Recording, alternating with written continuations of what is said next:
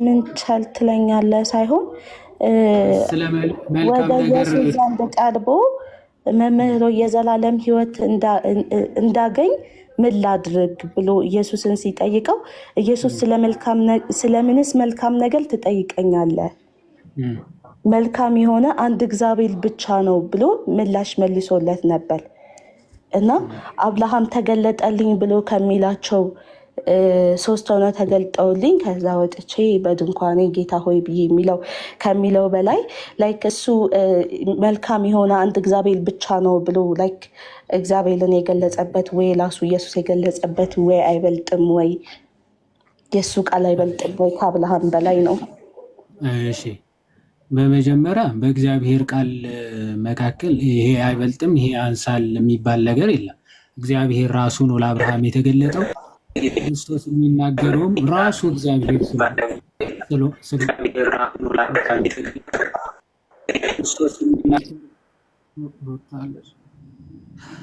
እሺ ስለዚህ እግዚአብሔር ራሱ ነው እዛ የተገለጠው።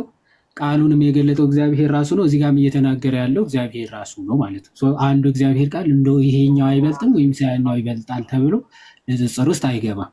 ሁለቱም የእግዚአብሔር ቃል ስለሆኑ ማለት ነው። ሁለቱም ግን እርስ በርሱ የሚጋጭም አይደለም ደግሞ የሚቃረንም ሀሳብ አይደለም። እዛም የተገለጠው እግዚአብሔር በሶስት አካል ነው። አንድ አምላክ ነው ግን የተገለጠው። ኦኬ ሶስት አምላክ አናምንም፣ እሱን ታውቂያለሽ ብዬ አስባለሁ። እዚህ ጋርም እየተናገረ ያለው ክርስቶስ ኢየሱስ እንዲህ ብሎ ነው። ማቴዎስ ወንጌል ምዕራፍ 19 ከቁጥር 16 ጀምሮ እነሆም አንድ ሰው ቀርቦ መምህር ሆይ የዘላለምን ሕይወት እንዳገኝ ምን መልካም ነገር ላድርግ አለው። እርሱም ስለ መልካም ነገር ለምን ትጠይቀኛለህ? መልካም የሆነ አንድ ነው። ወደ ሕይወት መግባት ብትወድ ግን ትእዛዛትን ጠብቅ አለው ነው የሚለው። መልካም ማድረግ መልካም የሆነው እርሱ አንድ ነው፣ ትእዛዛቱን መጠበቅ ነው። ጠብቀው አይደል ያለው ጌታ። በቃ እሱ ነው መልካሙ፣ ክርስቶስ ራሱ ነው። ኦኬ ሕይወትም መንገድም እውነትም እኔ ነኝ አይደል ያለው። ከእርሱ ውጪ እውነት መንገድ ሕይወትም ሊኖር አይችልም። ስለዚህ የእኔን ትእዛዝ የሚወድ እርሱ ያከብረኛል፣ የዘላለም ሕይወትም የሚያገኘው እሱ ነው እያለ ነው። ስለዚህ ምን አለው? መልካም የሆነ አንድ ነው። ወደ ሕይወት መግባት ብትወድ ግን ትእዛዛትን ጠብቃለሁ። የማን ትእዛዝ? የጌታ የራሱ የክርስቶስ ትእዛዝ ማለት እርሱ ማለት የትኞቹን አለ? የትኞቹ ትእዛዛት? ኢየሱስም አትግደል፣ አታመንዝር፣ አትስረቅ፣ በሐሰት አትመስክር፣ አባትና እናትን አክብር፣ ባልንጀራህን እንደራስህ ውደድ። እነዚህ የመሳሰሉት ናቸው። ፍጹም ልትሆን ብትወድ ግን አለ 21 ላይ በደንብ አስተውይ። ኢየሱስም ፍጹም ልትሆን ብትወድ ሄድና ያለህን ሽጠ ለድሆች ስጥ፣ መዝገብን በሰማያት ታገኛለህ፣ መጥተህም ተከተለኝ አለው። ፍጹም ለመሆን ትፈልጋል? እነዚህን ትእዛዛቶች አክብር አለው። ፍጹም ለመሆን ግን ከፈለግ እኔን መከተል ነው በቃ። ኦኬ ክርስቶስን መከተል ወደ ፍጽምና መድረስ ነው። ፍጻሜው እሱ ስለሆነ ማለት ነው። የሃይማኖታችን መሰረት ጀማሪ ፈጻሚ እሱ ስለሆነ ክርስቶስ ማለት ነው። ሐዋርያ ቅዱስ ጳውሎስ ዕብራውያን መልእክቱ እንደተናገረው ኦኬ ምዕራፍ 12 ላይ የሃይማኖታችን መጀመሪ ፈጻሚ ወደሆነ ወደ ክርስቶስ ሁላችን በትዕግስት እንሩጥ አይደለ? እዚህ ወደ ፍጻሜ ወደ ክርስቶስ መድረስ ነውና ፍጽምና ማለት እሱ ነውና ፍጹም ግን ልትሆን ብትወድ ምን አለ? ያለህን ሁሉ ሽጥና ክርስቶስን እኔን ተከተለኝ አለ። ይህንን ግን ማድረግ አቃተው። ባለጠጋ መንግስተ ሰማያት ከሚገባ ይልቅ መርፌ በግመል ቀዳዳ ቢያልፍ ይቀላል ብሎ ጌታ ሲናገር ትመለከቻለች። ይሄ አንዱ አምላክ አብ ወልድ መንፈስ ቅዱስ የሚናገር ነው እንጂ አንዱ እግዚአብሔር ብሎ ነበረ ክርስቶስ። ይሄኛው አይበልጥም ወይ? ምን በእግዚአብሔር ቃል መካከል መበላለጥ የለም። ሀሳቡ የአብርሃም ቃል የእግዚአብሔር ቃል ነው። የዋዴ ቅል ታላቋልጥህና ማለት አብርሃም ተገልጦለት ወደ ድንኳኑ ሄዶ አምላኬን እያለ ሲጮህ የነበረው ሶስት ሆነው ለተገለጡለት አልነበረም አይደለም። ከዛ ደግሞ ከአብርሃም ደግሞ አልነበረም ማለት ቆይ አንዴ ሊንዳ እነሱ ሶስት ሆነው ከተገለጡለት በኋላ እኮ አብርሃም ወጥቶ ይላል አይደለም ወደ መምሪያ አድባር ዛፍ ሲር ሄደ። እሺ ከዛ ወጥቶ አምላኬ ብሎ ተጣላ እና ላይክ አሁን ከአብርሃም ኢየሱስ እዚህ ጋር ለራሱ የመለሰው መልስ እና ከአብርሃም ስልህ አብርሃምም የኢየሱስ ቃል ነው፣ የእግዚአብሔር ቃል ነው የአብርሃም ቃል። የአብርሃም ቃል የምትይው የትኛው ነው? የአብርሃም ቃል እያልሽ ያለሽው የቱን ነው? አንተ አሁን መጀመሪያ ላይ አንዴ ሊንዳ መገለጥ ብለህ ስትለኝ ዮሐዴ መገለጥ ብለህ ስትለኝ ለአብርሃም የተገለጠለት አልከኝ። በመገለጥ ነው የምናምነው አልከኝ አይደለም? ከዛ በመገለጥ ነው የምናምነው ለአብርሃም የተገለጠለት ብለህ ስትለኝ ያው ለአብርሃም የተገለጡለት 3 ሆነው ነበር አይደለም? ከዛ እሱን ደግሞ ወጥቶ ደግሞ አምላኬ ብሎ ደግሞ ወጥቶ እሱ ደግሞ የሰገደበት አንተ ከነገልከኝ አንዱ አሁን ላይ ጥያቄ ፈጠረብኝን የጠየኩክና በዚሁ ተያይዞ ደግሞ ልክ እንደዚሁ ደግሞ ኢየሱስ ሲጠይቀን ከፍ አድርገውና እዚሁ ላይ እያስረዳ ሄዳል። ሲጀመር እህታችን የክርስቶስ አይበልጥም ወይ አብርሃም የተናገረው ቃል እያልሽ እየተናገርሽ ያለሽው ሙሴ እግዚአብሔር ገልጦለት እየጻፈ ያለውን እውነት ነው። እግዚአብሔር ነው ገልጾለት ሙሴ እየጻፈ ያለው። ኦኬ። ይህን ደግሞ የእግዚአብሔር መገለጡ ለአብርሃም እግዚአብሔር ራሱን እንዴት እንደገለጸ ከአብርሃም ጋር እግዚአብሔር እንዴት እንደተነጋገረ የሚናገር ክፍል ነው። ለአብርሃም የተናገረው ንግግር አይደለም። ስለዚህ ይህ እውነት ራሱ እግዚአብሔር ለሙሴ የገለጸለት እውነት ነው። ሲቀጥል ደግሞ ክርስቶስ ኢየሱስ ራሱ አብ ወልድ መንፈስ ቅዱስ አንድ አምላክ መሆኑን የተናገረው ለአብርሃም የተገለጠው ክርስቶስ ራሱ ኦኬ፣ ለአብርሃም የተገለጠው አብ ወልድ መንፈስ ቅዱስ ራሱ አምላክ መሆኑ ነው ክርስቶስ የተናገረው። እሱ ከመጽሐፍ ቅዱስ በደንብ ስለምናሳየች ማለት ነው ስለምናሳይሽ። አሁን አይ ቲንክ መኩ ይህን ለቅድስት ሥላሴ 3 አካላት እንደተገለጹ ጥያቄ ያለባት ስላልመሰለኝ ክርስቶስ ግን ምን ብሎ ነው ያስተማረው የሚለውን የተወሰነ እናሳይሽ። እዛው እያለ መጀመሪያ ራሱ እንደዛ አምላክነቱን የተናገረበት አለ። እሱን ላሳይሽ ብሎ እሱን ላሳይሽ። እሺ ከዮሐንስ ወንጌል ምዕራፍ 1 ከቁጥር 1 እንጀምር። መኩ ምናልባት ከቻልክ መክፈት ከፍቷል አይደለም? እዚህ ጋር ልክፈትልህ ነው። ያው እሱ እየከፈተ እናያለን። እሺ ያው እዚህ ትልቁ ላይ ያለ አንቺ ጥቅሶቹ መያዝ ከፈለግሽ ምናምን እያያሽ ምናምን እንትን እያለን እንሄዳለን። አጠር አድርገን ወንድሞችም ሰፋ አድርገው ምናምን ይሄዱበታል። እኔ የተወሰነ ጥቅሶች በጣም ብዙ ስለሆኑ የተወሰኑ ጥቅሶች ለማሳየት ነው። ክርስቶስ ራሱ አምላክነቱን ገልጾ አሳይቶ ያ ደግሞ የሰው ልጆችን ለማዳን ሰው እንደሆነ የሚናገር ክፍል ስለሆነ ከቁጥር 1 ዮሐንስ ወንጌል ምዕራፍ 1 ከቁጥር 1 ምን ብሎ ይጀምራል? በመጀመሪያው ቃል ነበረ ብሎ ይጀምራል። በመጀመሪያው ቃል ነበረ፣ ቃልም በእግዚአብሔር ዘንድ ነበረ፣ ቃልም እግዚአብሔር ነበረ ይላል። አሁን እዚህ ጋር በመጀመሪያ ቃል ነበረ ብሎ እየተናገረ ያለው ቃል እየተባለ ያለው ማን ነው? ክርስቶስ ኢየሱስ ነው። እሱም በምን ማወቅ እንችላለን? የዮሐንስ ራእይ ምዕራፍ 13 ከቁጥር 19 አንዴ መኩ ራእይ 13 19 ላይ ኦር 19 13 13 19 19 13 ሶሪ 19 13 አይ ቲንክ እዛው ላይ እንሁንና አንዴ ምን ማለት ፈልጎ አንዴ ሊንዳ በደንብ አዳምጪና ልረዳክ እዛው ላይ ሆነው ይሄ መጀመሪያ ቆይ አንዴ ቆይ ሚዩት አድርጊውና ቆይ አንዴ ሊንዳ እንዴት መሰለሽ የሚሆነው አሁን ገና ምንም ሳልጠቅስ ምንም ሳልጀምር ሳላብራራልሽ ጥያቄ ብለሽ አትጀምሪ። መጀመሪያ ጠይቀ ሳይሆን እዛው ላይ በደንብ አብላላልኝ።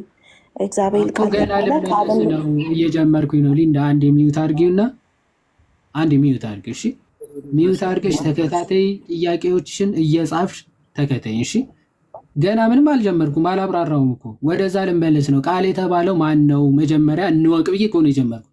ገና ወደ ክፍሉ ልሄድ ነው። ቃል የተባለው ክርስቶስ መሆኑን ላሳይሽ ነው። ከዛ ያንን ይዘን ክፍሉን እናየዋለን ነው።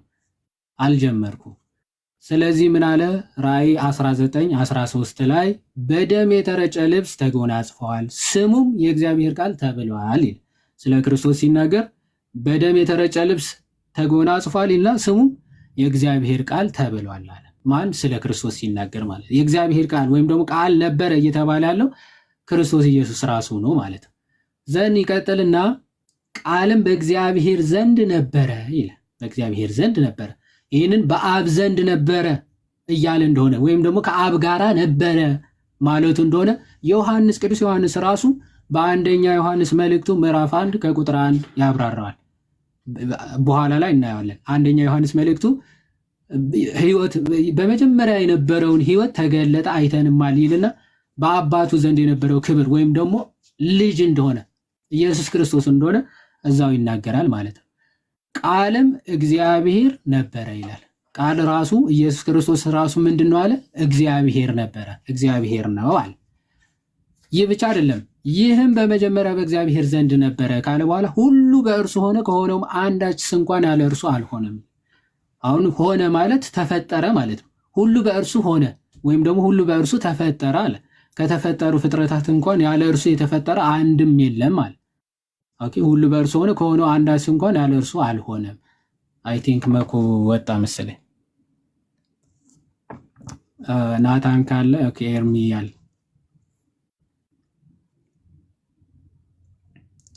ኦኬ። እሺ ቴንክ ዩ ኤርሚሻ። ከተፈጠረ ሁሉ ያለ እርሱ የተፈጠረ ምንም የለም። ስለዚህ ሁሉንም የፈጠረው ማን ነው አለ? ቃል ራሱ ነው አለ። ስለዚህ በእርሱ ህይወት ነበረች፣ ህይወትም የሰው ብርሃን ነበረች እያለ ይመጣና ቁጥር 6 ላይ ከእግዚአብሔር የተላከ ስሙ ዮሐንስ የሚባል አንድ ሰው ነበረ ይላል። ተመልከቺ፣ ስሙ ዮሐንስ የሚባል አንድ ሰው ነበረ ይልና ቁጥር 7 ላይ ከእግዚአብሔር ሁሉ በእርሱ በኩል እንዲያምኑ ይህ ስለ ብርሃን ይመሰክር ዘንድ ለምስክር መጣ። ስለ ብርሃን ሊመሰክር መጣ እንጂ እርሱ ራሱ ብርሃን አልነበረም ይላል። አይ ስለ ዮሐንስ ሲናገር ዮሐንስ እውነተኛ ብርሃን የሰውን ህይወት የሚያበራው ስለ ክርስቶስ ሊመሰክር ነው የመጣው እንጂ እሱ ራሱ እውነተኛ ብርሃን ግን አልነበረም ዮሐንስ ይላል። ይህ ቃል ይህ እግዚአብሔር ግን የሰው ልጆችን ለማዳን የሚያምኑትን የሚቀበሉትን ለማዳን ቃል ስጋ ሆነ ይላል። የተቀበሉትን በስሙ ለሚያምኑ የእግዚአብሔር ልጆች የሆኑ ዘንድ ስልጣን ሰጣቸው ይልና ቁጥር 14 ላይ ቃል ራሱ ምን ሆነ? ስጋ ሆነ። ያ የእግዚአብሔር ልጅ የሆነ ያ ፍጥረታትን የፈጠረው እሱ ራሱ ፍጥረታት የሚድኑ ጠፍተው ስለነበረ ራሱ ፈጥሯቸው ስለጠፉ የሚያድናቸውም እሱ ራሱ ስለሆነ ቃል ምን ሆነ ይላል? ስጋ ሆነ፣ ጸጋና እውነትም ተመልቶ በእኛ አደረ ይልና አንድ ልጅም ከአባቱ ዘንድ እንዳለው ክብሩ የሆነውን ክብሩ አየን ይላል። አንድ ልጁ ነው በአባቱ ዘንድ በነበረው ክብር ያንን ክብሩ እኛ ምን አለን? አየነው ይላል። በአባቱ ዘንድ የነበረውን ክብር እርሱን አየነው። መች? ቃል ስጋ ሲሆን ማለት ቃል ስጋ ሲሆን አየን። ፈጣሪም በፈጣሪነቱ በባህሪው ማየት ስለማይቻል እሱ ራሱ በሚታይ ሰውነት ተገልጦ ስናየው የዛኔ ክብሩንም ተመለከትን ይላል። ክብሩን አየን ይላል። ለዛ ነው አንደኛ ጢሞቴዎስ ሐዋርያ ቅዱስ ጳውሎስ ምዕራፍ 3 ከቁጥር 16 ላይ እግዚአብሔርን የመምሰል ምስጢር ያለ ጥርጥር ታላቅ ነው ይልና ለመላእክት የታየው ራሱ በመንፈስ የጸደቀ ለመላእክት የታየ ከሙታን የተነሳ አይደለም የሚለው ቁጥር 16 ላይ የሚለው አረጋ ላይ ታየው። ኦኬ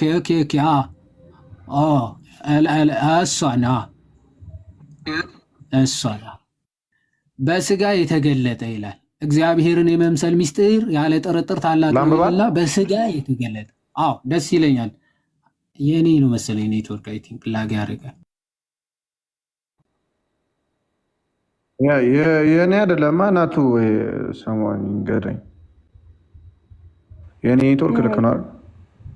ያንተ የተቆራረጠበት አይደለም አይደል? ልክ ነው ኤርሚ፣ ያንተ ኔትወርክ ልክ ነው። ልክ ነው ኔትወርክ ቀይ ነው እኔ ጋር። አዎ ቀይ ነው ግን ድምጽ ይሰማል። ኦኬ እሺ፣ ያንተ ከተሰማ ካላውቅም ለኔ ግን ስታክ ያለጋል። ቀይ ነው ስታክ ያለጋል። ምናምን ምስሉ በደንብ ይታያል አይደል? ምስሉ ይታያል።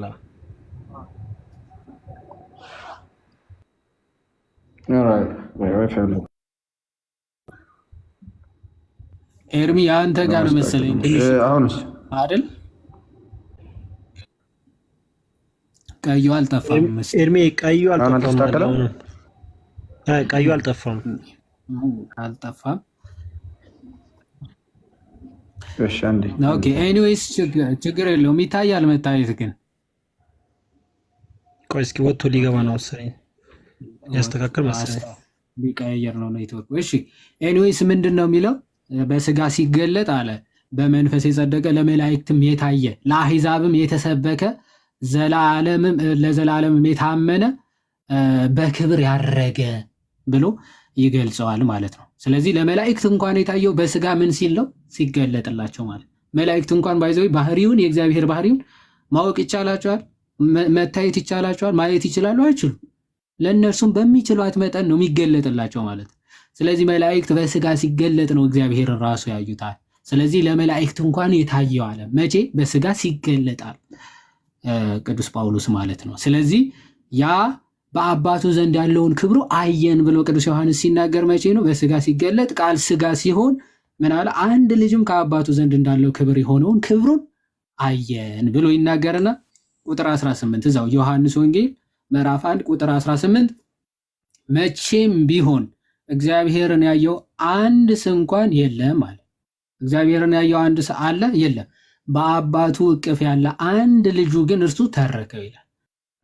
አይ እግዚአብሔርን ማንም ማየት ስለማይችል አንድያ ልጁ በአባቱ እቅፍ ያለው እቅፍ ማለት እንግዲህ አባቱን በምልአት ቃልም እግዚአብሔር ነበረ ስለሚል ቃል በቃል እግዚአብሔር ነው ብሎ ነው። ስለዚህ ስጋ ለብሶ ቀጥይ ጥያቄ። ስጋ ለብሶ የመጣው ኢየሱስ ክርስቶስ እሱ ከነበረ ስጋ ለብሶ የመጣው ኢየሱስ ክርስቶስ እግዚአብሔር ከነበረ ታዲያ እሱ ራሱ ስጋ ለብሶ መጥቶ የተናገረው ነገር አይበልጥም? ለአብርሃም ከተገለጠለት በላይ እሱ ራሱ በስጋ መጥቶ የነገረው ያስተማረው ለአብርሃም ራሱ የተገለጠለትና ያነጋገረው ክርስቶስ ራሱ ነው እያልኩሽ፣ የክርስቶስ ቃል ከክርስቶስ ቃል እንዴት ነው ራሱ የሚበላለጠው? እህቴ እየሰማሽኝ አይደለም መሰለኝ። ሲጀመር ቆይ ጥቅስ ልስጥሽ። ዕብራውያን መልእክት ምዕራፍ 1 ከቁጥር 1 ላይ እንዲህ ይላል፣ ከጥንት ጀምሮ እግዚአብሔር በብዙ አይነትና በብዙ ጎዳና ለአባቶቻችን በነቢያት ተናግሮ ይላል። በነቢያት የሚናገረው ራሱ እግዚአብሔር ነው። ኦኬ አየሽ፣ ከጥንት ጀምሮ ይኸው እዚህ ከፍቶልናል። ከጥንት ጀምሮ እግዚአብሔር በብዙ አይነት ሊሆን ይችላል እየተገለጠ፣ ለሙሴ በሐመልማልና በነበልባል ሊሆን ይችላል፣ ለአብርሃም በሶስት ሰዎች ሊሆን ይችላል።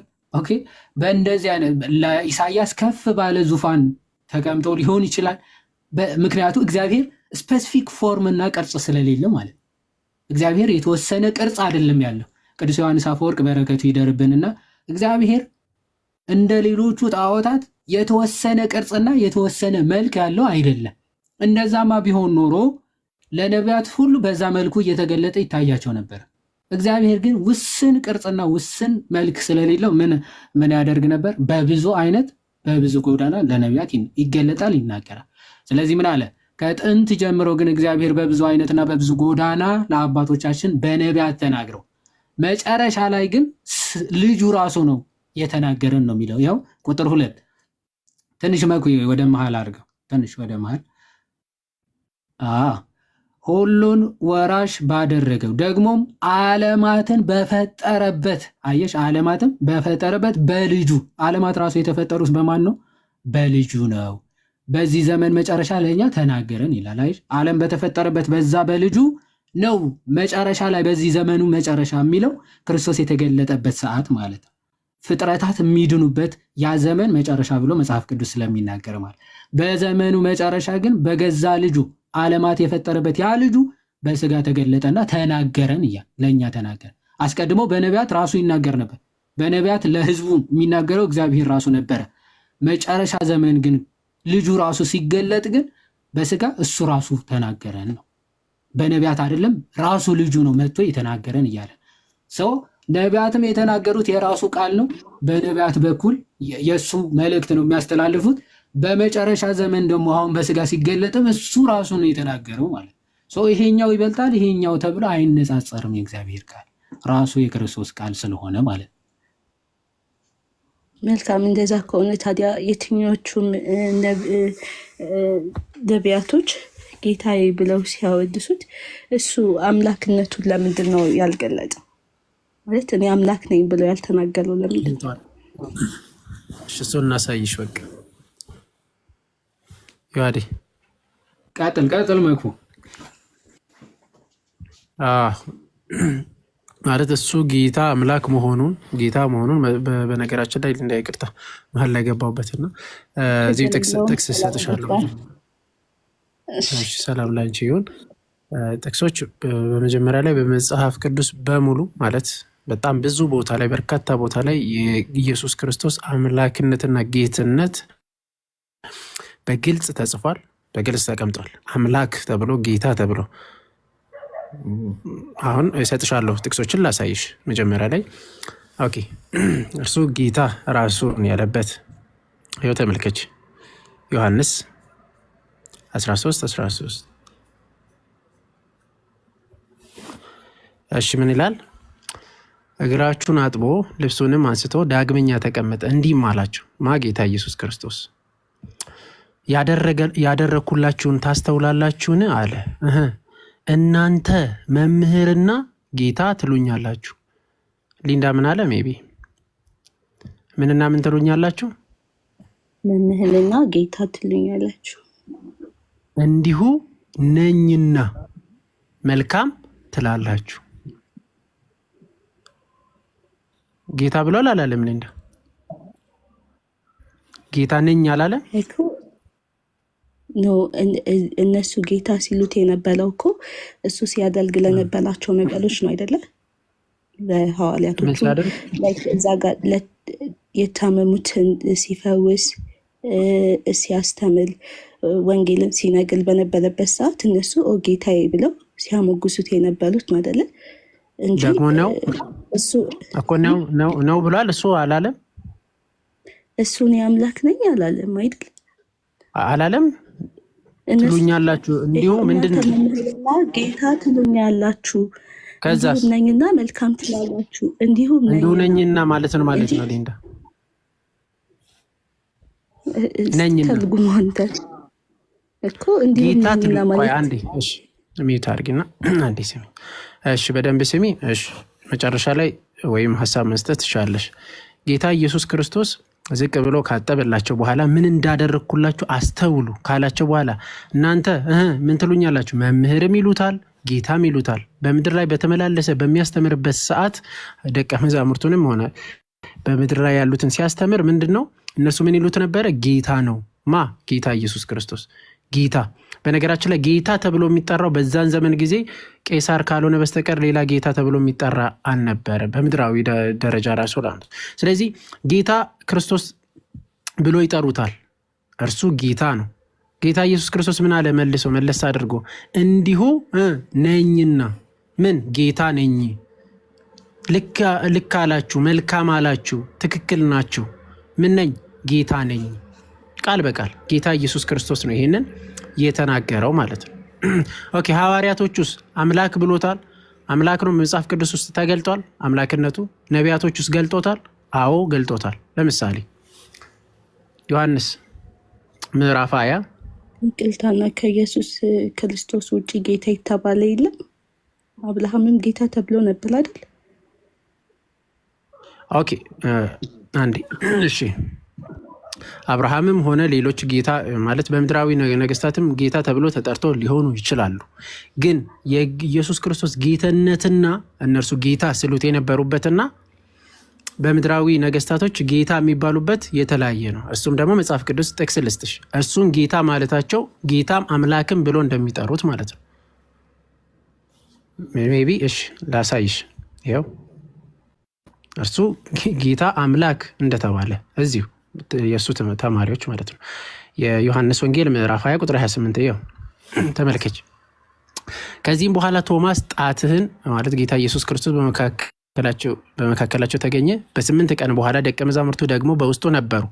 ቶማስም ከእነርሱ ጋር ነበረ። ደጆችም ተዘግተው ሳሉ ኢየሱስ መጣ፣ በመካከላቸውም ቆመ። ሰላም ለእናንተ ይሁን አላቸው። ከዛ በኋላ ቶማስ ጣትህን ወደዚህ አምጣና እጅህን አምጣና በጎኔ አግባው፣ ያመንክ እንጂ ያላመንክ አትሁን አለው። ቶማስም ጌታዬ አምላኬም ብሎ መለሰለት። ምን ብሎ ነው የመለሰለት? ጌታዬ አምላኬ። ኦኬ ሌላ ጥቅስ አለ? አው ሐዋርያት ሲጠሩበት የነበረው ጌታ ኢየሱስ ክርስቶስን ምን ብሎ ነው የሚጠሩት? እስቲ ሁለተኛ ጴጥሮስ የሱ ደቀ መዝሙር ነው። ይሄ ጌታ ኢየሱስ ክርስቶስን እንዲህ ብሎ ይጠራል። የኢየሱስ ክርስቶስ ባሪያና ሐዋርያ የሆነ ስምዖን ጴጥሮስ በአምላካችንና በመድኃኒታችን በኢየሱስ ክርስቶስ ጽድቅ ካገኘ ነው የተካከለ ክብር እምነት ላገኙ። ምን ብሎ ነው የሚጠራው? ራሱን ባሪያ አድርጎ ነው የሚጠራው። ጴጥሮስ የማን ባሪያ? የኢየሱስ ክርስቶስ። ምን ብሎ? በአምላካችንና በመድኃኒታችን በኢየሱስ ክርስቶስ። ስለዚህ ተማሪዎቹ እሱን ስሉት አምላክም መድኃኒትም ጌታም ይሉታል ማለት ነው። እርሱ አምላካችን ብሎ ነው የሚጠሩት። ያው ኦኬ ሌላ ጥቅስ ልጨምርልሽ። የእሱ ደቀ መዛሙርት ምን ብሎ እንደሚጠሩት አምላክ እንደሆነ በግልጽ ማለት ነው። አንደኛ ዮሐንስ ምዕራፍ 5 ቁጥር 20 ተመልከች። አንደኛ ዮሐንስ ምዕራፍ 5 ቁጥር 20 ታይሻል። ኦኬ የእግዚአብሔር ልጅ እንደመጣ እውነተኛም የሆነ እናውቅ ዘንድ ልቡናን እንደሰጠን እናውቃለን። እውነተኛ በሆነው በእርሱ አለን፣ እርሱም ልጁ ኢየሱስ ክርስቶስ ነው። እርሱ ምንድን ነው? እውነተኛ አምላክና የዘላለም ሕይወት ነው። ምንና ምንድን ነው? እውነተኛ አምላክና የዘላለም ሕይወት ነው። እርሱ ጌታ አምላክ ዘላለም ሕይወት የሆነ እውነት የሆነ ከጌታ ኢየሱስ ክርስቶስ ውጪ የለም ማለት ነው። ስለዚህ ጌታ ኢየሱስ ክርስቶስ አምላክ፣ ጌታ፣ መድኃኒት ተብሎ ተጠርቷል። እውነተኛ ሕይወት የሆነ ተብሎ ተጠርቷል። አንድ የመጨረሻ ጥቅስ ልጨምርልሽና ከዛ ዮሐዴ ጋርም ትቀጥላለሽ። እሺ ቲቶ ምዕራፍ 2 ቁጥር 13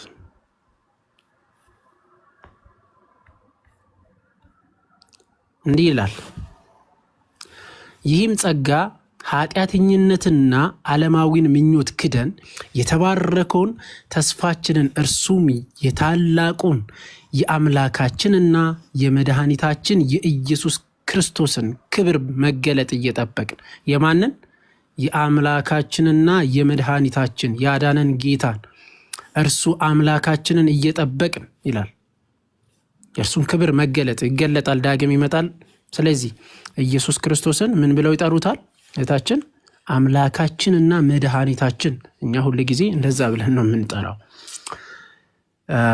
ስለዚህ በአጠቃላይ ምንድነው በመጽሐፍ ቅዱስ ውስጥ ከአስከፔ ከነቢያቶችም ልሰጥሽ እችላለሁ። እርሱ ከነቢያት አንድ ልስጥሽና ይቅርታ በጣም ዮሐዴም አለ። ከነቢያቶች ምን ብለው ይጠሩታል? እስቲ ብሉይ ኪዳን ውስጥ ሄደን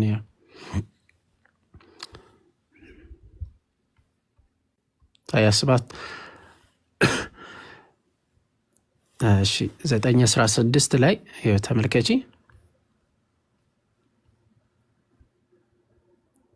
ትንቢተ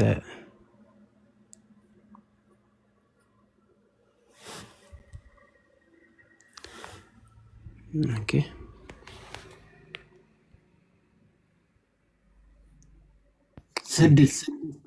ስድስት ላይ እሺ ተመልከቺ። ነቢያት ስለመምጣቱ ሲናገሩ እንዲህ ብሎ ተናገሩ። ትንቢተ ኢሳይያስ ምዕራፍ 9 ቁጥር 6 ሕፃን ተወልዶልናልና ወንድ ልጅም ተሰጥቶናልና አለቅነትም በጫንቃው ላይ ይሆናል። ስሙን ተመልከቺ፣ ድንቅ አንድ፣ መካር፣ ኃያል አምላክ፣ የዘላለም አባት፣ የሰላም አለቃ ተብሎ ይጠራል። እርሱ የዘላለም አባት ነው። የሚወለደው ያ ልጅ ነቢያት እንዲህ ብሎ ለማን ተናገሩለት? ለክርስቶስ ለሚመጣው አምላክ ተናገሩለት ማለት ነው። ለዛ ነው ወንድ ልጅ እንደተሰጠን ኢየሱስ ክርስቶስ አምላካችን መድኃኒታችን የዘላለም አባት ብለን የምንጠራው ማለት ነው። በነቢያት ተነግሮለታል፣ በሐዋርያት ተነግሯል፣ በራሱም ቃል ተነግሮለታል። እርሱ አልፋና ኦሜጋ ተብሎ ማለት ነው። የቢ ጥያቄዎችሽን ማንሳት ትችላለሽ። ዮሐዴ ጨምርላት። ኦኬ ትንሽን ጨምርልሽ። የክርስቶስ አምላክነት ባይዘዊ ጥሩ ጥያቄ ነው። እግዚአብሔር ይስጥሽ እና ደግሞ እግዚአብሔር ደግሞ ልቦናውን ያድልሽ። በጣም አሪፍ ጥያቄ ስለሆነ እንደውም እንደዚህ ከሆነ ታዲያ ክርስቶስ ዮሐዴ Hey, Daddy. Daddy. Daddy. አርገ እግዚአብሔርን እንድትጨምሩላት Daddy. Daddy. ኦኬ እሳት ይነድር ቅድም ይሁን ነው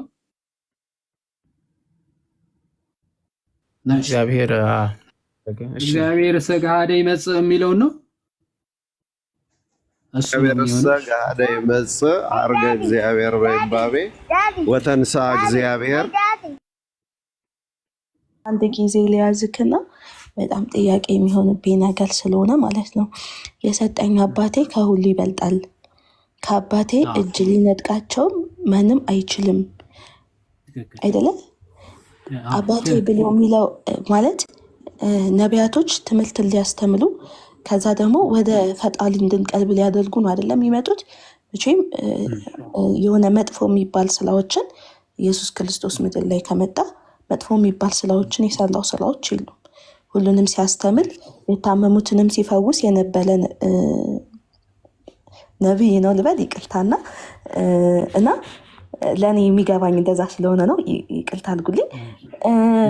እንደዛ ስለነበረ ላይክ አባቴ ብሎ የሚለው እሱ በወሰዳቸው መንገድ በዛ ወይ ከሄዱ ከአባቱ እጅ ሊነጥቃቸው እንደማይችል ማሳያ አይደለም ይሄ?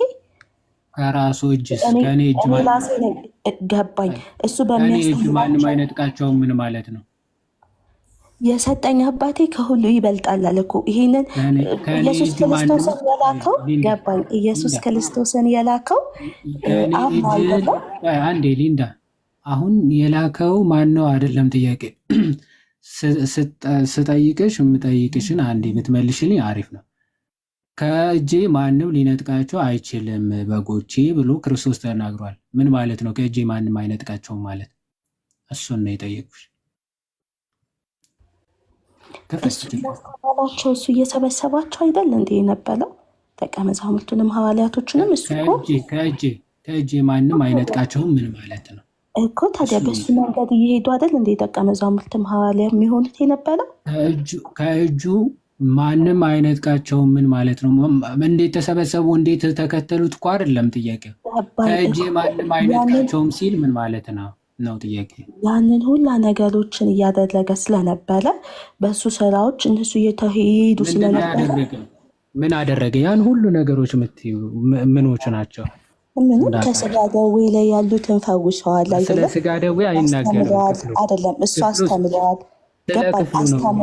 ክፍሉ አይ ቆይ አሁን የራስሽ ሀሳብ ንገሪኝ ሳይሆን ክፍሉ ላይ እያለ ያለውን ይዘሽ የምታወሪው እኮ እኔ ለእኔ የገባኝን ነው። አሁን እዚህ ክፍል ላይ ኢየሱስ አምላክ እስካሁን አዳመጥኩህ አይደለ? አንዴ ሀሳብ አዳመጥሽ ማለት የፈለግሽውን ታወሪያለሽ ማለት እኮ አይደለም። ሊንዳ አይደል ክፍሉ ሀሳብ ተለጋኝ እስካሁን ስሰማክ ነው የነበርኩት። ሊንዳ አንቺ እኮ ለመጠየቅ ነው የመጣሽው አይደል? እኛ ደግሞ ልንመልስልሽ ነው የመጣነው። ስለዚህ ልትጠይቂ ከሆነ የመጣሽው አንድ ለምትናገሪው ነገር በማስረጃ ነው ልታወሪ የሚገባ። አየሽ አሁን ክፍሉ የማይለውን የማይገናኝ ነገር ነው። ኦኬ ድውያንም ፈውሷል። ከዚህ ጋር ምን አገናኝ? ከእጄ ማንም አይነጥቃቸውም ነው የሚለው። ስለዚህ ሊታመሙ አይችሉም እያለን እኔ የጠየኩሽ ከእጄ ማንም ሊነጥቃቸው አይችልም ምን ማለት ነው የጠየኩሽ። ይህንን በማስረጃ እስኪ ምናልባት መልሽልኝና ከእጄ ማንም ሊነጥቃቸው አይችልም ምን ማለት ነው? እንዴ እያለኩ ያለው በጎቼ ድምፄን ይሰማሉ፣ እኔም አውቃቸዋለሁ፣ እነሱም ይከተሉኛል ነው። የሚከተሉት የነበሩት ደግሞ ሐዋርያቶችና ደቀ መዛሙርቶች ነበሩ አይደለም? እኔ ከእጄ ማንም አይነጥቃቸውን የሚለውን እስክታብራሪ እየሰማው ነው። ቀጥይ። ገባኝ። አይሁዳ እሱን ሲከተሉት የነበሩት ደቀ መዛሙርቱና ሐዋርያቶቹ ሲከተሉት እሱን ከእጄ ማንም አይወጣቸውም ያለው እሱን ለሚከተሉት ነው። እኔ ለነማን ነው ብዬ አልጠየኩሽም ሊንዳ። ስሚኝ እስኪ እነማን ናቸው ብዬ ብጠይቅሽ ትክክል። አሁን ሐዋርያቶቹን ነው አይደለም። እሱ ክርስቶስ እንደዛ አይደለም ያለው የበጎቼ ሳወራ አታውሪ። ቆይ አንዴ መጀመሪያ ሳወራ አታውሪ እሺ። ጥያቄ ልጨርስና ጥያቄውን ሳትሰሚ ስለሆነ የምትመልሺው ጥያቄውን አትነኪው። እኔ እነማን ነበር የሚከተሉት ጥያቄ ጠይቄያለሁ? አልጠየኩም። በጎቼ ነው የሚለው በጎች አለው እዛ እነማን ነው ጥያቄ አይደለም። ከእጄ ማንም ሊነጥቃቸው አይችልም ምን ማለት ነው? ለመጨረሻ ጊዜ ይሄን ልጠይቅሽ፣ ካልመለሽ ሚዩት ታደርጊና እኔ መልሼ እንቀጥላለን። ቀጥይ። ከእጄ ማንም ሊነጥቃቸው አይችልም ምን ማለት ነው? ይሄን ብቻ ነው የምትመልሽልኝ። ከኔ ሊያወጣቸው የሚችል የለም ነው አይደለም? አዎ፣ ከክርስቶስ እጅ ሊነጥቃቸው የሚችል ማንም የለም። ኦብቪየስሊ ያንን መቼም እንግዲህ ነቢይ እስከሆነ ድረስ እየተከተሉት ነው የነበረው እና ከዛ ውስጥ ለማውጣት ስለ ነቢይነት አይደለም የሚያወራው። የትኛው ነቢይ ነው በጌ ያለ? በጎቼ ያለ ነቢይ አለ እንዴ? እንደዛም ባይል እኮ ማለት ነው። ይኸውልህ በጎቼ ያለ ነቢይ አለ ወይ? ከእስራኤል ቤት ወደሚሆነው ወደ ጠፉት በጎቼ ያለ ነቢይ አለ ወይ? በጎች ሂድ እንጂ ብሎ ተናግሯል አይደለም? በጎቼ ያለ ነቢይ ተመሳሳይ ከእስራኤል ቤት ለጠፉት በጎች በስተቀር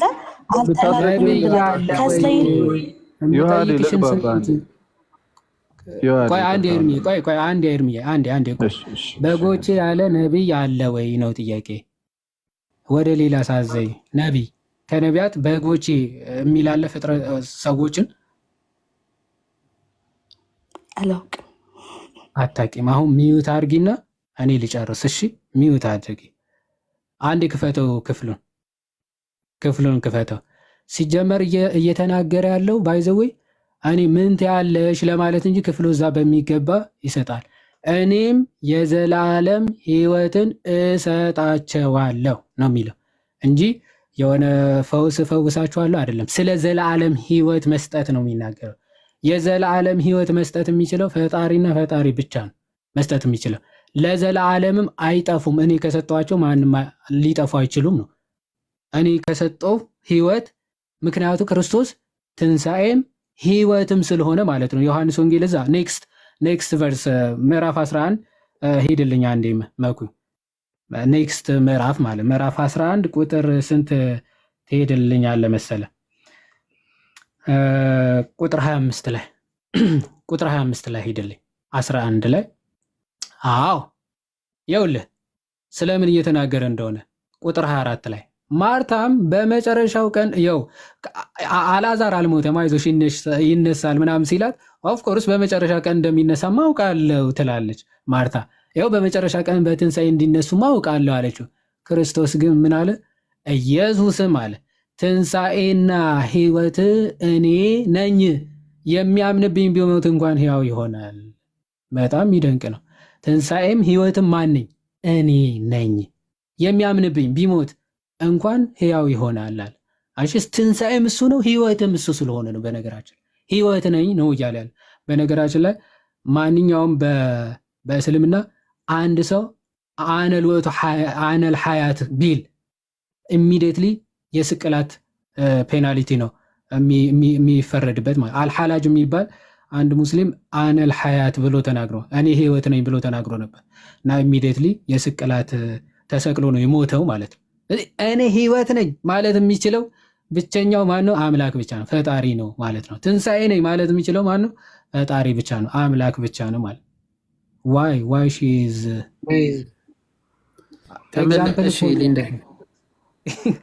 ኤግዛምፕል መስጠት አይቻልም ነው። ለምሳሌ ነው ያልኩት። እንደዚህ ማለት ዮሐዴ አይሮን ነው። ዝም የተቃጠልኩ ነበር ከታች ሰማይ ነበር። አሁን ደቀ መዝሙርና ሐዋርያት የምትለው ራሱ ደቀ መዝሙርና ሐዋርያት ለይታ ነው ባይዘው ምን እንደሆነ አታውቅም። ግን የሆነች የሰማችው ነገር አለ ከሆነ ቦታ ያችን ሪፍሌክት ለማድረግ ነው የመጣቸው። ወይ ንጽጽር አልተባለ ወይ ጥያቄና መልስ አልተባለ። ገብቷል። ሰው ሊጠይቅ ከመጣ እኮ እኛ እንጠይቃለን አይደል? ከጆዚ ጋር እየዞርን ስንጠይቅ እኮ ስርዓት ይዘን በስርዓት አንደኛ ሪስፔክት አድርገን፣ ሁለተኛ ሰምተን ጨርሰን ጥያቄ ካለን በዛ ሀሳብ ላይ ጥያቄ ይነሳል። ድጋሜ ካልገባን አሁንም ከዚህ አንጻር ይሄ እንዴት ሊባል ይችላል እንላለን እንጂ የሰው መጽሐፍ ላይ መጥቶ ይሄ እኮ እንዲህ ማለት ፈልጎ ነው፣ ይሄ እኮ ማለት እንዲህ ማለት ፈልጎ ነው፣ ከዚህ አንጻር እኮ ነው እንደዚህ ያላቸው ከተባለ ይሄ ንጽጽር ነው። ስለዚህ ማነጻጸር ነው። ሁለት ሃይማኖቶች ይዘን ኦኬ አንቺ ጽንፍ የትኛው ነው የኛ ጽንፍ ደግሞ ይሄ ነው ተብሎ ይነጻጸራል እንጂ አሁን እቺ ጥያቄም አይደለም የምትጠይቀው። ሁለተኛ ደግሞ የክርስትናን የሃይማኖት መሰረት የማታውቅ ልጅ በቤቷ ሰብስባ የሌላ እምነት ሰዎችን አስገብታ ቁጭ ብላ እኔ አገልጋይ ነበርኩኝ ትለኛለች። የትናንት እየተናገርኩ ነበር። ቤተክርስቲያን ውስጥ ድንጋዮች አሉ፣ ዛፎች አሉ፣ አገልግሎት ይሰጣሉ። ቤተክርስቲያን የሚመላለስ ሰው አገልጋይ ነበርኩ ለማለት ራሱ ስለ ቤተክርስቲያን አውቆ ሰዎችን ማገልገል አለበት። አለበለዚያ ከዛ ከድንጋዩ ያነሰ ነው ማለት ነው ቫልዩ በቤተክርስቲያን ውስጥ ያለው። ይቅርታ አድርግልኝ ኤርሚ። ናታን መግባት የምችል ከሆነ ትግባ፣ አለበለዚያ በጣም ትልቅ ብልግና ነው ያደረገችው ማለት ነው። በጣም ትልቅ ዲስሪስፔክት ነው። እሺ ሊንዳ ለምን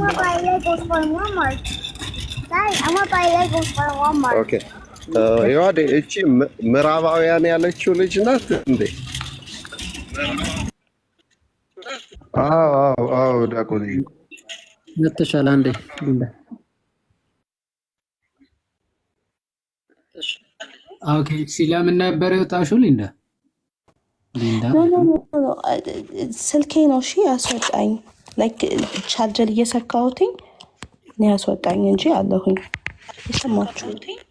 እሺ አይ ጥሩ ይቅርታና ግን ኤልሚ ላይክ አሎ ነው ዋይ ለምን ሞክ እያደለክ እንዳለ ካላውቅም አንድ እስካሁን ድረስ ቢያንስ እኔ የጠየኩት ጥያቄ 3 ጥያቄ ሞላምና ዋይ ዶንት ዩ ቢ ላይክ እየለበሸች ነው ጥያቄ እየጠየቀች እንደውም ዝም ብዬ እየተማልኩኝ ነው ያለሁት። በጣም ዲሰንቶኝ እና ለንጽጽል አይደለም ወይ ለምናምን ዝም አለ የመጣሁት ቁጭ ብዬ ሚውት አድርጌ እያዳመጥኩኝ ነው የነበርኩት። ዋይ ይሄን ያክል ሞክ ማድረግ ለምን አስፈለገ ካልገባኝ ሌላ ችግር አለ። ለምሳሌ ሀሳብሽ ምን እንደሆነ ስለማለት ነው። ለምሳሌ አንቺ ሐዋርያትና የኔ ሀሳብ አንተ የምትረዳው ከሆነ አንተ ፈጣሪ ነህ። በቃ ችግር የለም። ግልጽ ሊቅርታ ልማድ እዚህ ጋር ሊያስተምሩኝ ጊዜያቸው ወንድሞች አሉ። በቃ ልማድ የኔ ሀሳብ አንተ ካወቅ ኤልሚ ይኸው 1300 ሰው አለ። አንተ ፈጣሪ ነህ። የኔ ሀሳብ ምን እንደሆነ ስለምታውቅ አንተ ፈጣሪ ነህ። አመሰግናለሁ። ከእነሱ ጋር ልማማል። ይቅርታ በኢየሱስ በቃ ስለ ሰው ልብ ወይም አስተሳሰብ የሚያውቅ ሰው አንድ ሰው ስለ ሰው አስተሳሰብ የሚያውቅ ከሆነ ስለ ሰው ሀሳብ የሚያውቅ ከሆነ ወለዲ ፈጣሪ ነው ማለት ነው። ስለዚህ ቴንካም እኮ ነው ይልማል። አንዴ ሁለት ጥያቄ ቆንጆ ማታቂውን ግን እዚህ ጋር ብዙ እንትን አትበይ። አሁን ለምሳሌ ሐዋርያትና ደቀ መዝሙሮች ይከተሉት ነበር። ምንድን ናቸው? ልታስተምሉኝ ስትፈልጉ እኔ እመጣለሁ። ኤኒታይም ዝግጁ ነኝ። ችግር የለብኝም። እሺ እንቀጥላለን እያለች ያለው እኮ ቢያንስ አንዳንዴ ክሌም ለምታደርጋቸው ወይም ደግሞ ለምትናገሪያቸው ነገሮች ቢያንስ ማስረጃ አሁን ስትጠቅሽ የነበረው ደቀ መዛሙርትና ሐዋርያቶቹ እያልሽ ስታወሪ ነበረ።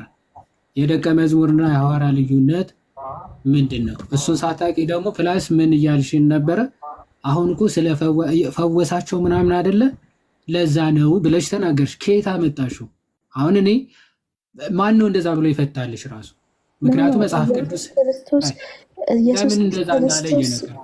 ኢየሱስ ክርስቶስ በምድር ላይ ሲመጣ ፈውስን አልሰጠም።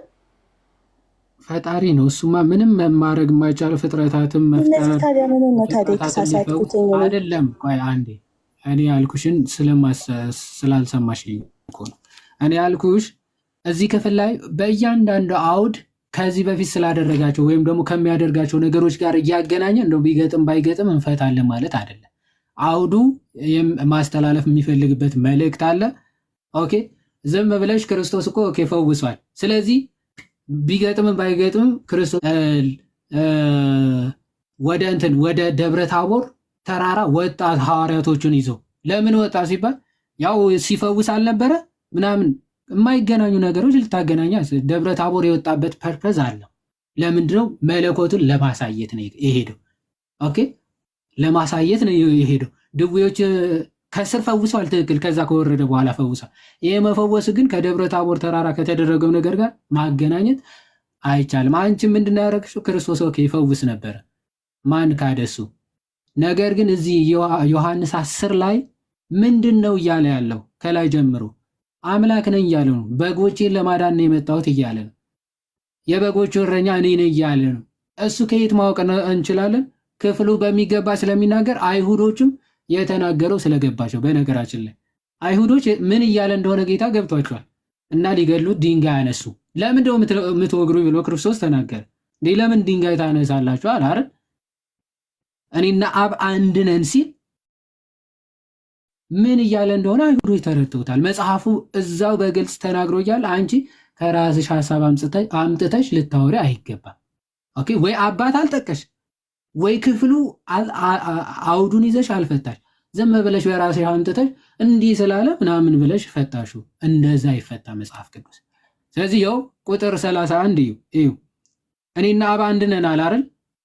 አይሁድ ሊወግሩት ደግሞ ድንጋይ አነሱ ይላል። እኔና አብ አንድ ነን ሲል ድንጋይ አነሱ ሊወግሩት። ከዛ ክርስቶስ ጠየቃቸው፣ ኢየሱስ ከአባቴ ብዙ መልካም ስራ ታየዋቸው አለ። ከእነርሱ ስለ ማናቸው ስራ ትወግሩኛላችሁ ብሎ መለሰላቸው። በጣም ብዙ ድንቅ ተአምራቶችን ስራዎችን አሳየዋቸው። ስለ የትኛው ነው ትክክል ያልሆነው ስራዬ? ስለ የትኛው መልካም ስራ ነው የምትወግሩኝ አለ ክርስቶስ። አይሁድ የመለሱት መልስ ተመልከች።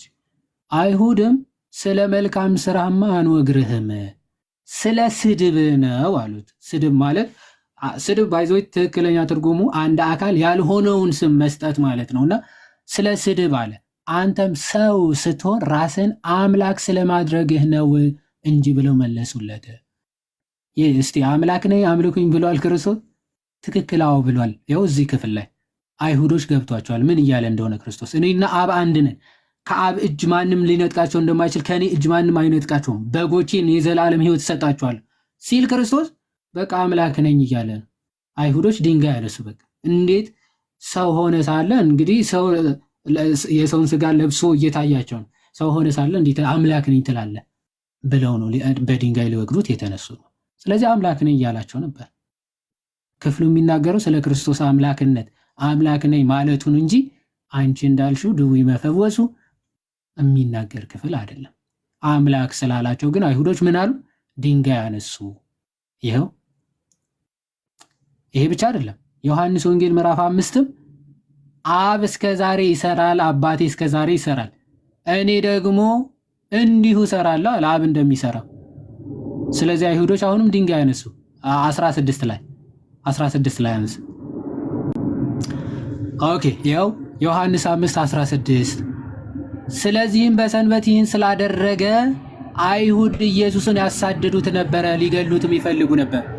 በሰንበት ድውይ ፈወሰ ክርስቶስ። እሺ ከዛ አይሁዶች ሊገሉት በሰንበት እንዴት ሰንበትን ይሽራል ብለው ማለት።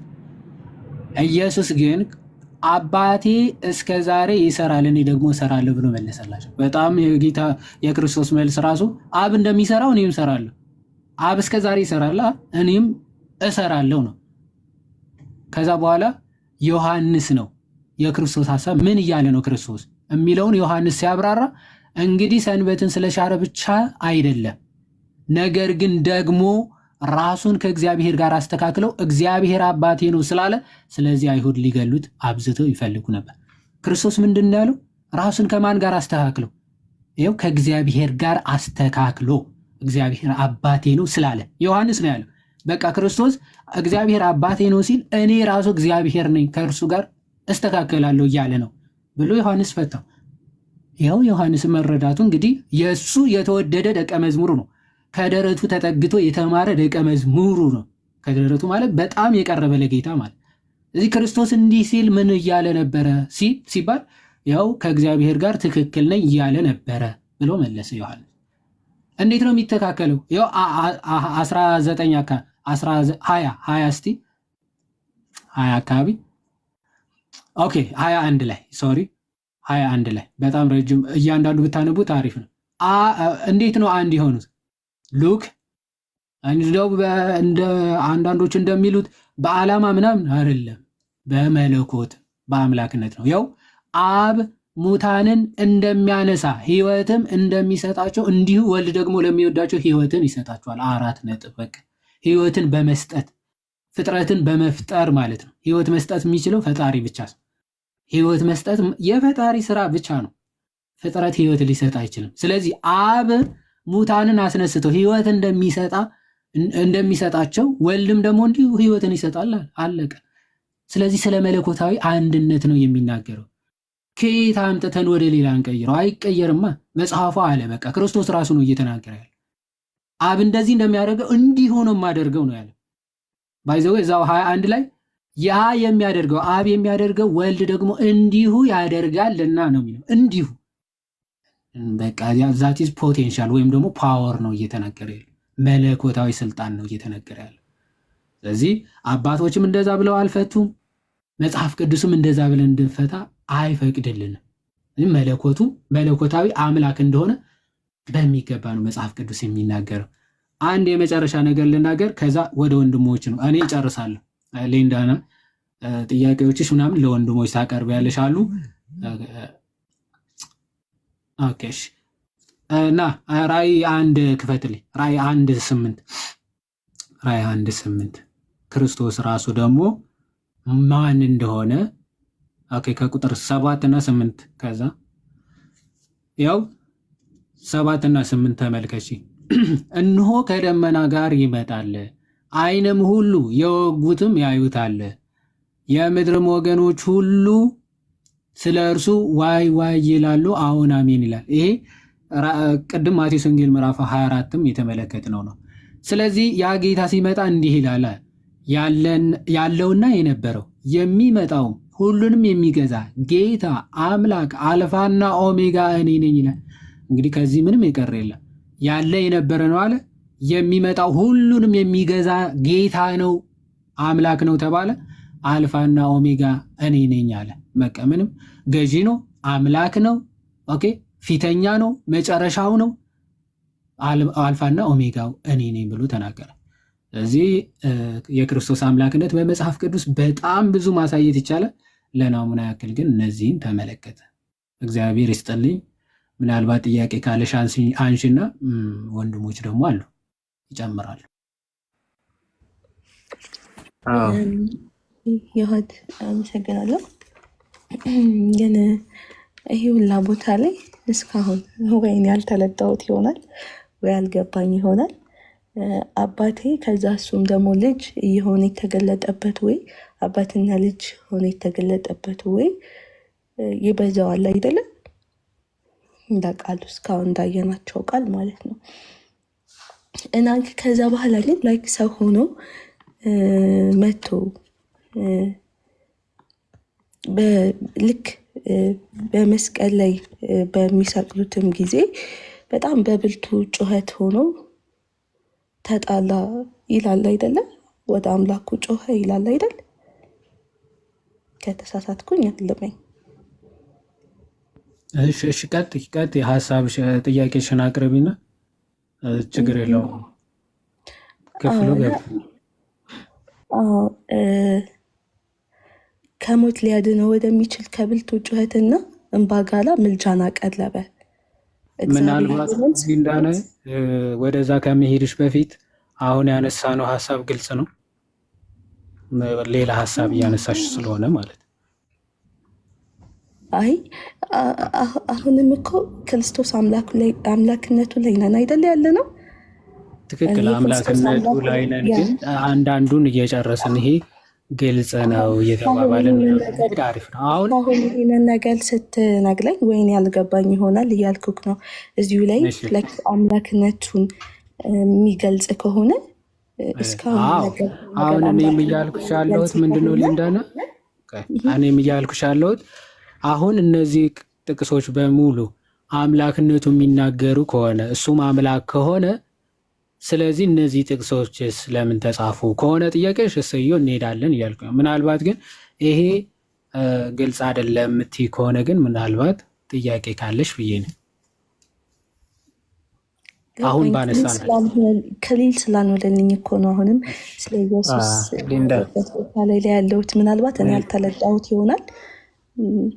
ለዛ ሊንዳ ይሰማሻል?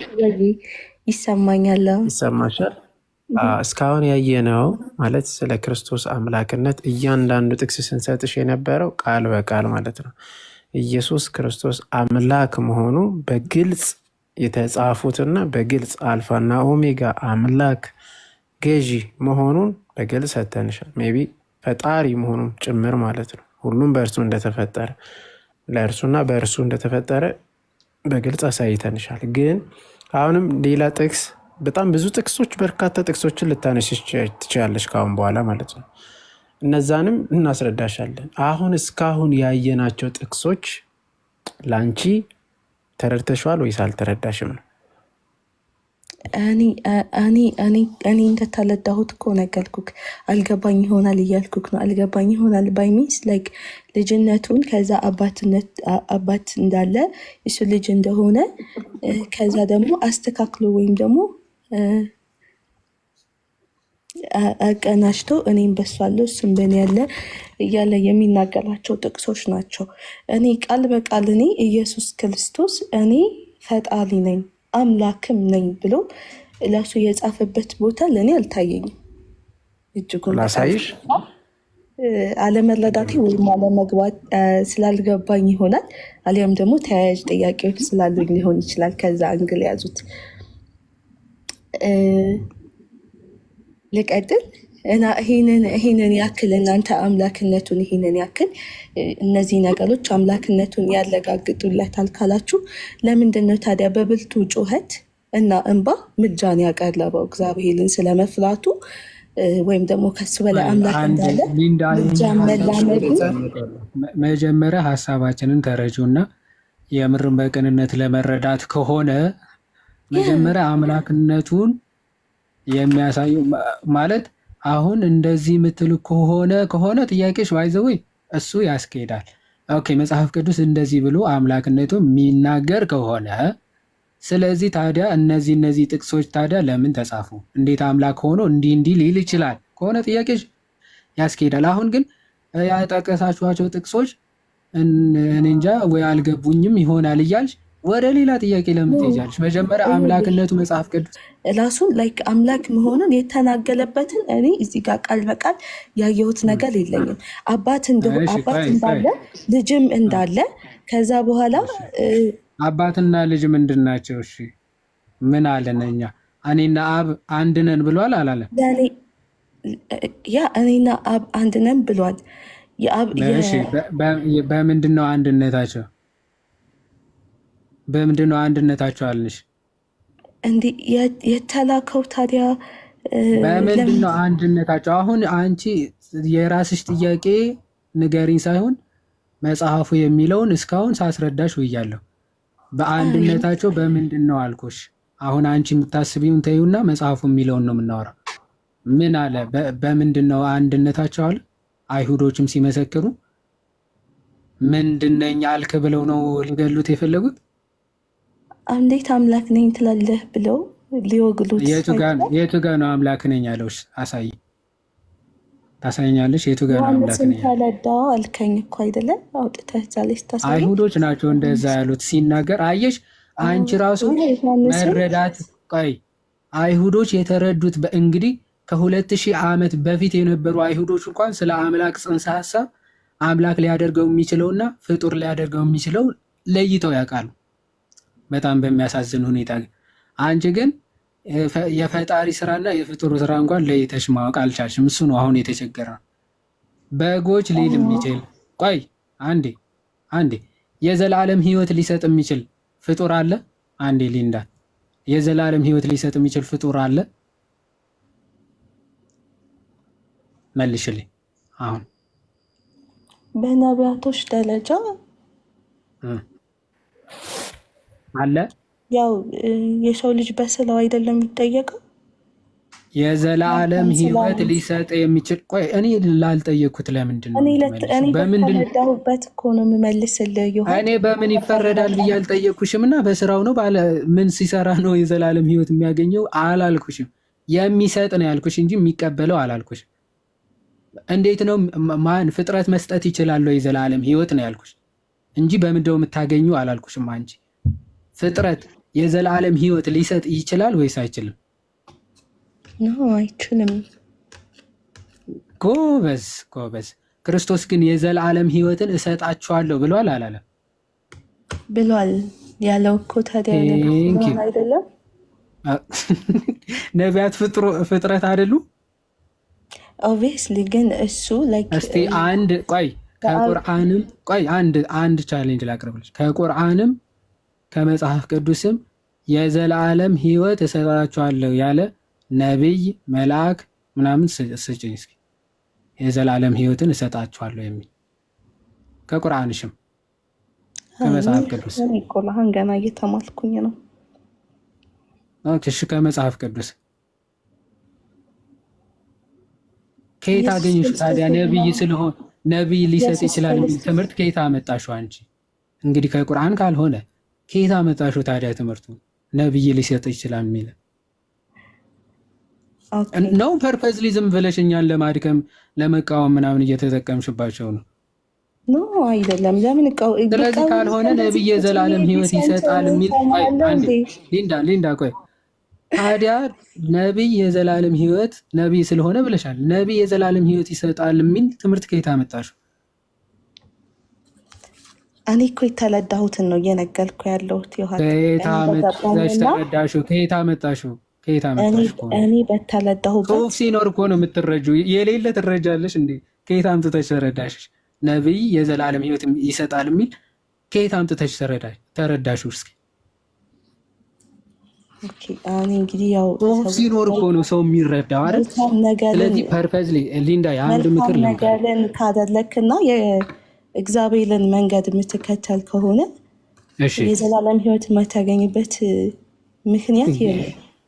እኔ ይቅርታ አድርግልኝና አማርኛ ራሱ እኔ የማገኘው እኮ አላልኩሽም። እኔ መስጠት እችላለሁ ወይ መስጠት ይችላል ወይ እና ማግኘት እንዴ መቀበል መቻልና መስጠት መቻል እየለየን እንጂ እግዚአብሔር ነው የሚሰጠው፣ እኛማ እንቀበላለን። አሁን እኔ የዘላለም ሕይወት እቀበላለሁ ከፈጣሪ፣ የሚሰጠኝ ግን እሱ ነው። ስለ ሰጪው ሳወራሽ ስለ ተቀባዩ ለምንድን ነው? አንተ ጥሩ ስራ ከሰራ እኮ የዘላለም ሕይወት ታገኛለህ ሳይሆን ትሰጣለህ። እኔ እሰጣለሁ ወይ ነው።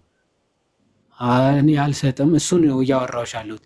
አሁን ሊንዳ በቅንነት ልንገርሽ፣ ውስጥሽ ላይ ፐርፐዝሊ ዝም ብለሽ ለመቃወም ብቻ እንዴት ብዬ ዲፌንድ ላድርግ አትበይ። አይደለም እንዴ እንደዛ እንትን አላልኩም ካላልሽ ማስረጃ ስጭኛ እስቲ። ነቢይ የዘላለም ሕይወት ይሰጣል ብለሽ አላማሽ ሆን ብለሽ ለመከራከር ነው ማለት ነው። አሁን ኢየሱስ ክርስቶስ እኔ የዘላለም ስለ ኢየሱስ ክርስቶስ አንድ ያዥ ስለ ነቢይ ነው የጠየኩሽ። ነቢይ ስለሆነ ብለሻል። ነቢይ የሆነ የዘላለም ሕይወት ይሰጣል የሚል ማስረጃ ከቁርአንሽ ማምጪ እያልኩሽ። ከቁርአን ማምጪ ስለ ኢየሱስ ክርስቶስ አንዴ ተይው።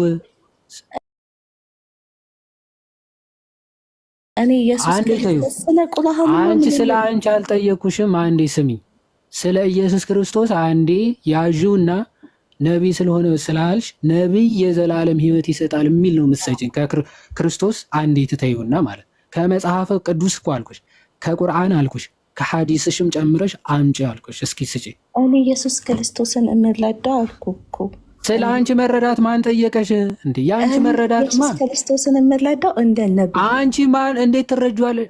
እኔ ይቅርታ አድርጊልኝና አንዴ አሁን ሚዩት አድርጊው። ይቅርታ አድርጊልኝ። እኔ የአማርኛም እጥረት ቆይ አንዴ ሚዩት አድርጊው። አትደረቢ ከኔ ጋር ተደረበሽ አታወሪ። ይቅርታ አድርጊልኝና አማርኛ የሚያጥርሽ ከሆነ ጠይቂኝ ወይም ደግሞ ንገሪ በምትችይ ቋንቋ። እዚህ ኦሮምኛም ይችላለ፣ ትግርኛም ይችላለው፣ አማርኛ ደግሞ የምችል እንሞክራለን። እንግዲህ እንግሊዝኛ የሚችሉ አይጠፉም። እንግዲህ ዲያቆን ሕዝቅያስም ስላሉ ማለት ነው። ምንድን ነው እያልሻለሽው? እኔ ስለ ክርስቶስ የምረዳው ትያለሽ። አንቺ ማንና ነሽ? ማን ሆነሽ ነው ስለ ክርስቶስ ያለሽ መረዳት? ንገሪን፣ ማን አለሽ? አንቺ ሲጀመር የእኛን መረዳት ወይም የመጽሐፍ ቅዱስን መረዳት ነው መውሰድ ምችው። አንቺ ተራ ግለሰብ ስለሆንሽ ማለት ጠያቂ ስለሆንሽ፣ እኔ ክርስቶስን የምረዳው ሁዜል አርዩ የአንቺ መረዳት ምትነግሪ ምን አገባኝ እኔ። ኦኬ አንቺማ የተረዳሽውን እኮ ተናገርሽ። ነቢይ ስለሆነ የዘላለም ሕይወት ይሰጣል አልሽ። ከየት አመጣሽው? ነቢይ ስለሆነ የዘላለም ሕይወት ይሰጣል የሚል ትምህርት ከየት አመጣሽው? ከቁርአንሽ አታመጪው። ኦኬ ከመጽሐፍ ቅዱስ የለም። ስለዚህ የእኔ መረዳት ስለ አንቺ መረዳትማ አንቺ እኔ አላህ ነኝ ብትይ በምን ልከራከርሽ እችላለሁ? የእኔ መረዳት በቃ እኔ አላህ ነኝ ብዬ ነው የማምነው። በምን ልታፈርሽው ትችላለሽ? እስኪ እኔ አላህ ነኝ ተከራከሪኝ እስኪ። በምን ልታፈርሽው ነው? እኔ አላህ ነኝ ከቁርአን አምጣ ምናምን እንዴ አላሳይም። እኔ አላህ ነኝ እንዴ የኔ መረዳት እንደዛ ነው። አላህ ነኝ ብዬ ነው የማስበው። እንዲህ አይነት ደረቅ ክርክር አለን እህታችን። በተጻፈው መጽሐፍ ነው ልንወያይና ልንግባባ ምንችለው። እኔ የምረዳው ኢየሱስ ክርስቶስን ብለሽ ካወራሽ ስለ አንቺ መረዳት አንዴ ኪስሽን ይዘሽ ማለት ነው። በተጻፈው እናወራለን።